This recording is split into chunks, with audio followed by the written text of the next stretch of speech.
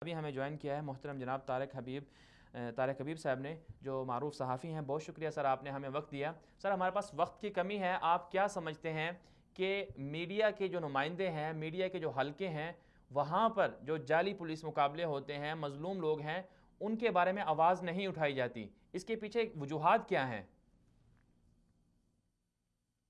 देखिए, अभी फिलहाल तो मामला ये है कि जब कोई भी कानून जिस पे अमल किया जा रहा होता है वो मुतनाज़ा हो जाए, तो अगर उसके ऊपर जो है वो आवाज़ उठाई जाती है, तो एक मामला ये बनता है कि आप जो है वो सिक्योरिटी इदारों के खिलाफ जाने का इल्ज़ाम लगता है। जी। इसलिए मीडिया नुमाइंदे खासकर जो है वो मुख्तलिफ किस्म के कवानीन आने के बाद बहुत ज़्यादा मोहतात हो गए हैं।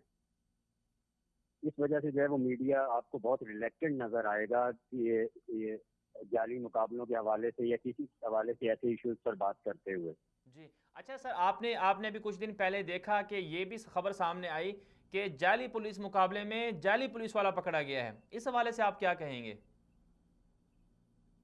जी, इस तरह की कई चीजें हैं, ये केसेस जो है वो मुख्तलिफ मौकों पर सामने आते रहे हैं। असल मामला ये है कि इन केसेस को अदालत में लेकर नहीं जाया जाता। जैसे आज की मैं आपको मिसाल दूं, सिर्फ आज के दिन सिंध हाई कोर्ट में लापता अफराद की 106 दरख्वास्तों पे हियरिंग हुई है। अब मामला ये है कि सिंध हाई कोर्ट मुख्तलिफ मौक़ों पर यह हुक्म भी दे चुकी है कि आप लोगों को बाजियाब करवाएं। इसके लिए जो है मुख्तलिफ कमीशन टाइम पे, एक कमीशन जो अभी नैब के चेयरमैन बने हैं जस्टिस जावेद इकबाल, इनकी सरवाई में कायम था। जी। इस कमीशन ने अपनी रिपोर्ट तो पेश कर दी, लेकिन वो रिपोर्ट मंजर आम पर नहीं आ सकी। जी। इसके पीछे क्या वजूहत हैं, इन्हें इन्हें देखे जाने की जरूरत है। उसके बाद मामला ये है कि दूसरा जो कमीशन था वो भी अपनी जगह पर काम करता रहा, लेकिन उसकी भी जो है वो किसी तरह की ना कोई रिपोर्ट कभी मंजर आम पर आई और ना मिसिंग पर्सन की रिहाई के हवाले से कोई इकदाम ऐसे सामने आए। वो जस्टिस रिटायर्ड गौस मोहम्मद की सरबराही में काम कर रहा है। तीसरी जो है तो इंटरेस्टिंग चीज ये है कि मिसिंग पर्सन के हवाले से महकमा दाखिला के तहत काम करने वाला इदारा टास्क फोर्स कायम है, और इसके बारे में खुद सिंध हाईकोर्ट कह चुका है कि ये बिल्कुल नाकारा हो चुका है। जो केसेस हम इसे भिजवाते हैं उन पर किसी किस्म की सुनवाई नहीं होती। तो आप ये देख सकते हैं कि ये इतना सेंसिटिव मामला है कि इस पे अगर कोई कमीशन कायम होता है, कोई इदारा होता है, तो उसके भी जो है वो उसके भी एक्सेस से ये बाहर होता है, वो भी इस पे कोई काम नहीं कर सकते। अच्छा, इस पे कोई इसके कोई अलावा किसी का जी। बात ये है कि जो जो जी।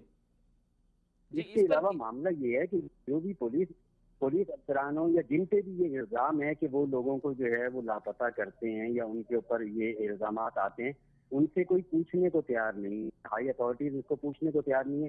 सिंपल हम एक केस की क्या बात करें, आपने नाम सुना होगा आमना मसूद जंजुआ साहिबा जी का। बिल्कुल। वो गुज़श्ता जो है उन्हें एक दिहाई से ज्यादा हो चुका है, वो पार्लियामेंट के सामने लेके बैठी हुई है, कोई उनकी बात सुनने को तैयार नहीं है। हमारे यहाँ हुकूमतें जब भी आती हैं वो उनके पास आके वादे ये करती हैं कि जी हम आपके मसाइल हल करेंगे, हम आपके मामला देखेंगे, लापता अफराद को बाजियाब करवाएंगे। यही नवाज शरीफ साहब थे, यही दीगर मजहबी जमातें हैं जिन्होंने पहले वादे किए, लेकिन जैसे ही हुकूमत में आए दोबारा उनका कोई पुरस्कार हाल अच्छा, नहीं है। ये बताएं उनसे कोई कि पूछने लोगों पर वाला नहीं है कि दबाव, भाई। ये जैसे आपने कहा कि अदालतें हैं, केस भी सुन रही हैं, लेकिन उसके बावजूद इंसाफ नहीं मिल रहा। और आप ये बताएं कि ये जो पुलिस मुकाबले होते हैं, ये क्या सियासी दबाव की वजह से होते हैं? और जो अदालतों में केसेस हैं वो नहीं सुने जा रहे, या सुने जा रहे हैं तो उसमें टाल मटोल की जा रही है, तो दबाव किसका है इस सारे मामले में?